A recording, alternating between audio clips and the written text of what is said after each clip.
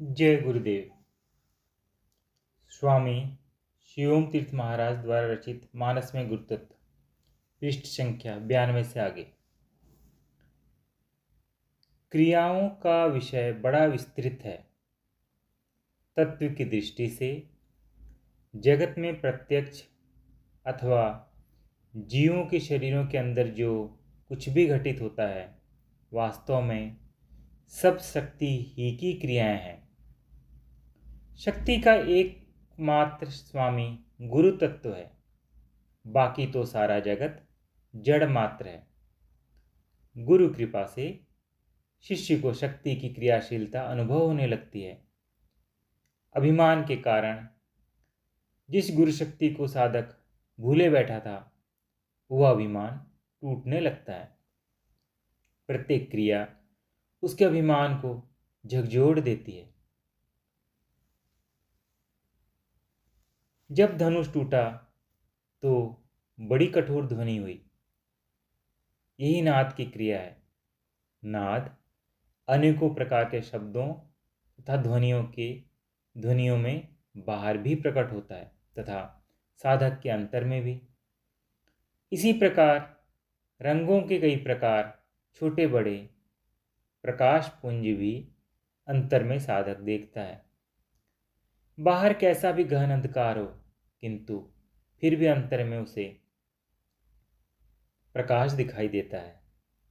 यह सभी क्रियाएं भक्त साधक के चित्त में श्रद्धा, विश्वास, प्रेम तथा समर्पण के भाव को पुष्ट करते जाने का कारण है।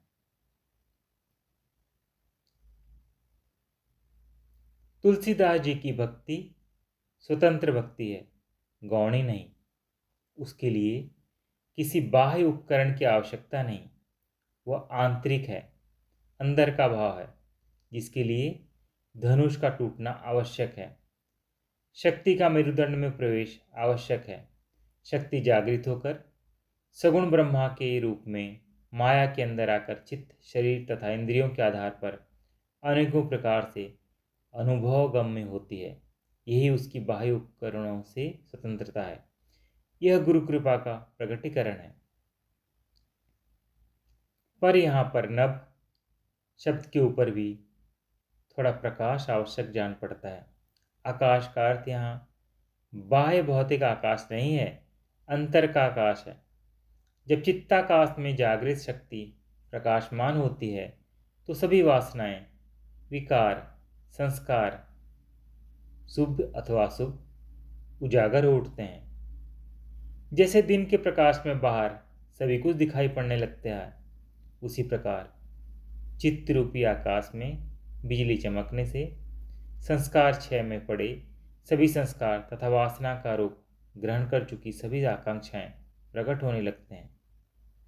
अपनी चमक तथा तपस से गुरु शक्ति सभी विकार आदि को तप्त एवं दग्ध कर देती है।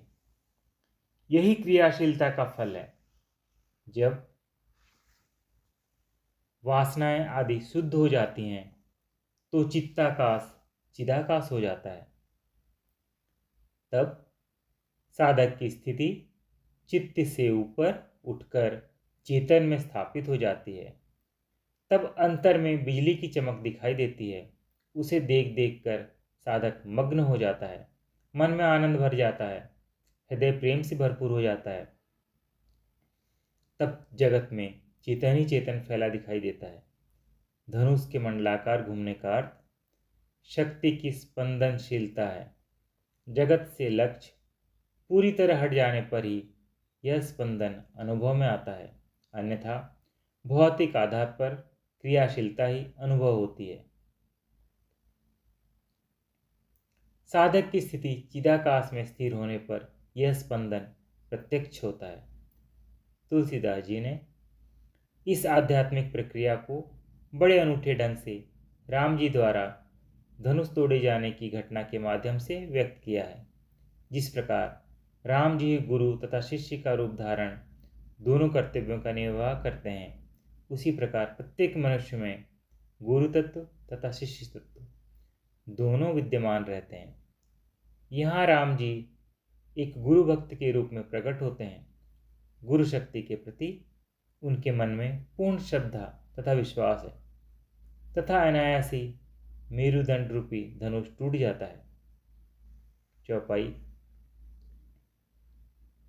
कोलाहलु सुनी सी सकानी, सखी लवाई गई जहां रानी। रामो सुभाए चले गुरु पाही, सी सने हूँ परनत मन माही। अर्थ।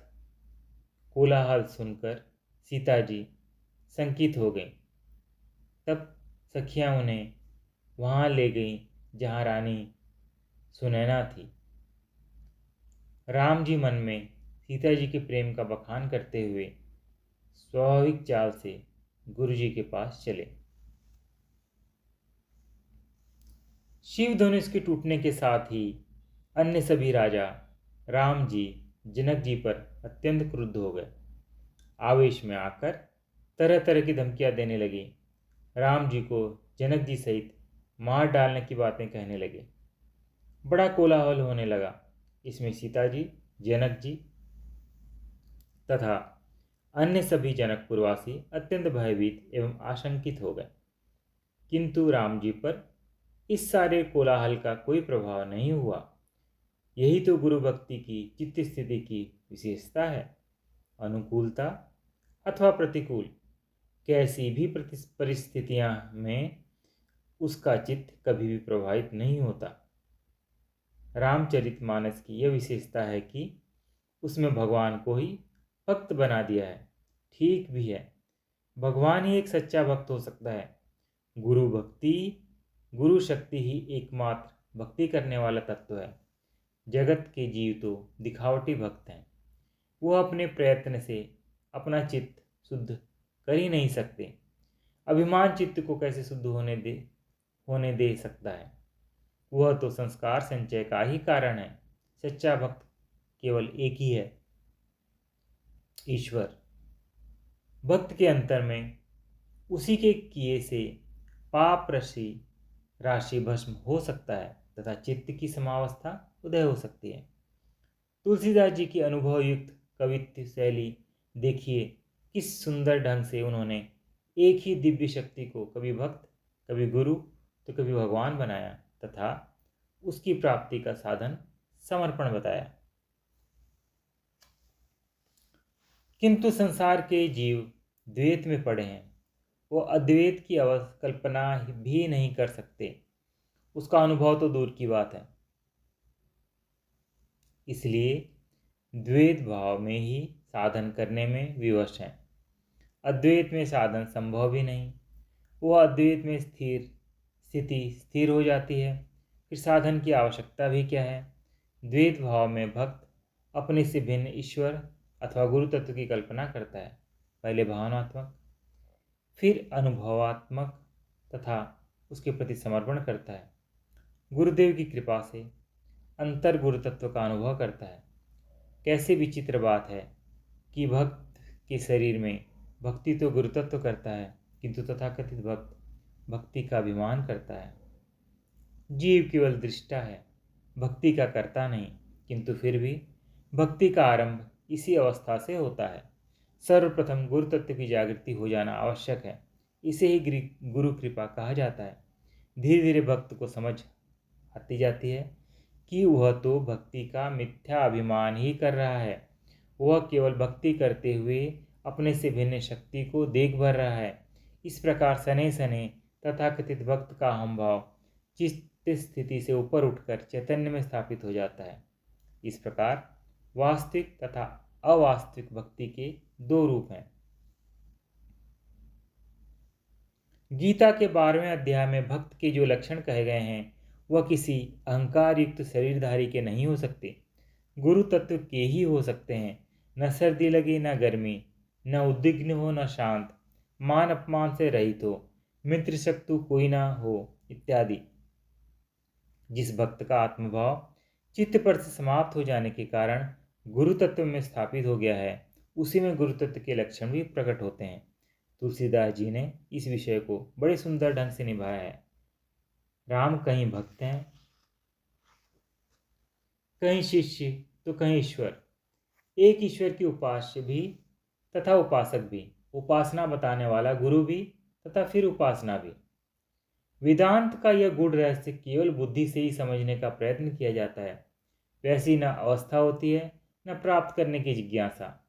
लोग बौद्धिक स्तर पर ही अपने आप को ब्रह्म मानकर संतुष्ट हो जाते हैं। पर तुलसीदास जी एक भक्त वेदांती थे। पहले भक्त हुए, गुरु के सेवक बने, योग भक्ति का अभ्यास किया, गुरु कृपा प्राप्त की, अंत में अद्वैत की स्थिति पर पहुंचे थे। चौपाई। कौशिक कहा क्षमी अपराधु, बल दोष गुण गणहीन साधु, खर कुठार में अकरुण को ही, आगे अपराधी गुरुद्रोही। अर्थ। विश्वामित्र जी ने कहा कि अपराध क्षमा कीजिए, बालकों के दोष तथा गुण को साधु लोग नहीं गिनते। परशुराम जी बोले कि मैं दया रहित तथा क्रोधी हूँ, तीखी धार का कुठार मेरे हाथ में है तथा यह अपराधी तथा गुरुद्रोही मेरे सामने। यह प्रसंग स्वयंवर के पश्चात के परशुराम लक्ष्मण का संवाद है, जिसमें परशुराम जी के बार बार धमकी देने पर लक्ष्मण जी उन्हें ललकारते हैं। उनसे तीखी नोकझोंक होती है, पर परशुराम जी लक्ष्मण जी को मारने के लिए अपना फरसा उठा लेते हैं। किंतु विश्वामित्र जी बीच में ही बोल पड़ते हैं। वह कहते हैं, हे परशुराम, आप तो साधु पुरुष हैं, बालकों के गुण दोष का विचार करना आपको शोभा नहीं देता। आप दया भाव अपनाकर इस बालक के अपराध क्षमा कर दें। परशुराम जी को रामचरितमानस में सात्विक अहंकार के प्रतीक रूप में चित्रित किया गया। वे बड़े तपस्वी त्यागी थे, किंतु उन्हें इसका बहुत अभिमान था, इसलिए उनमें क्रोध की मात्रा अत्यधिक थी। उनके आराध्य देव भगवान शंकर का धनुष कोई तोड़ डाले, उसको वे कैसे सहन कर सकते थे। उनका अहंकार जागृत हो गया, क्रोध से फुफकार उठे, तीव्र वेग से स्वयंवर स्थल पर जा पहुंचे। लक्ष्मण जी गुरुद्रोही नहीं थे। अपने गुरुदेव के प्रति उनमें अगाध श्रद्धा एवं प्रेम था। गुरुदेव की प्रत्येक आज्ञा को सिरोधार्य करते थे। फिर परशुराम जी ने लक्ष्मण जी को गुरुद्रोही क्यों कहा? परशुराम जी इस समय अपने आप को गुरु समझ रहे थे। पृष्ठ संख्या 96 की समाप्ति। जय गुरुदेव।